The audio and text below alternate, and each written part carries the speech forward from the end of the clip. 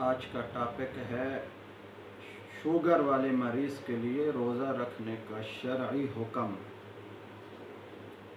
چنانچہ علماء حضرات نے، فقہاء حضرات نے فرمایا ہے کہ شوگر کا مریض شیخ فانی کے حکم میں ہے، اور شیخ فانی کے لیے بوجہ عذر روزہ نہ رکھنے کی اجازت ہے۔ تو جو شوگر کا مریض ہو، انتہائی عذر کی وجہ سے اگر وہ روزہ نہ رکھے تو اسلام نے اجازت دی ہے، عذر شدید کی وجہ سے، تو ایسا مریض روزہ نہ رکھے تو ٹھیک ہے، البتہ اس کا فدیہ ادا کرے۔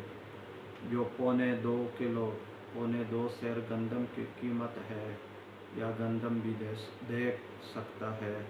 عام طور پر جو صدقۃ الفطر ہوتا ہے وہی روزے کا فدیہ ہوتا ہے۔